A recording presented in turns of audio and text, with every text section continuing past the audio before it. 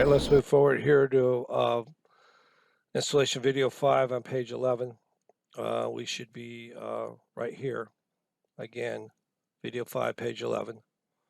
So what it is when we deal with the Z platform, when you hit ZU, you will be automatically highlighted on Z move. Your left and right arrow keys will bring the platform up and down.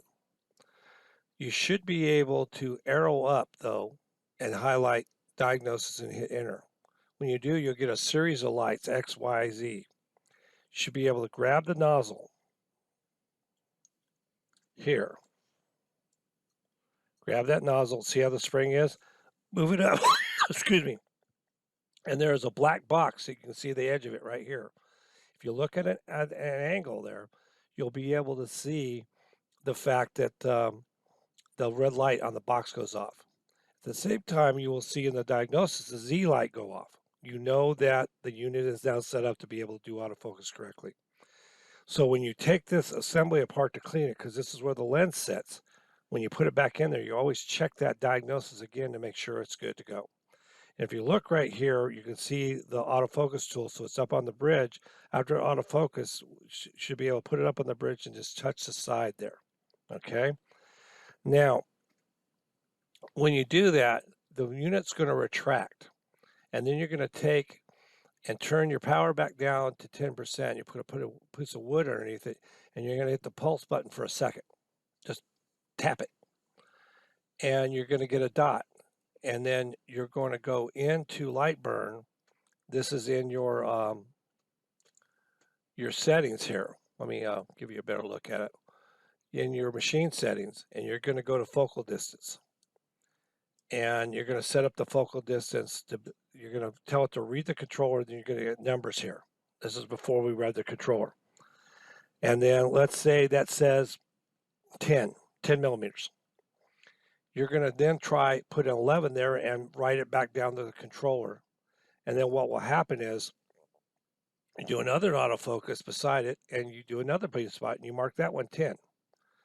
And then you do the same thing and do it at 9. And you see, is my bot getting smaller or larger? Very, very big. So once that happens, you may even end up doing 9.5, for example. But once you have the smallest beam spot, you're going to leave it in there. And once it's plugged in there, then I always write it down somewhere just to kind of keep it. But now you know you're at a perfect beam spot. And then if you take the manual focus tool and you find that when you focus it, it's a little high here, a little short. If it's high, just shave the end of it or create another tool. Make the tool match the dot, not the dot match the tool. It's also, once you have that, an easy way to check the height of the platform. So if I go through and I focus in the top right corner, then I do my manual focus, then I can go to all 4 corners and check it with that focus tool to see that that table is hyper level and in the middle. Again, with the grid, you may have to shim the grid up to really get it where you want it. The other thing I will do is I will take a piece of wood and set it up about 1/2 an inch on one side and hold I'll slow my speed down there to about 100 on the speed up on the speed button on the pennant, and then I'll hold the jog key down and laser from high to low. Once I focus in the middle, I should see the beam get thinner and larger, showing me that I'm correct. All right, thanks.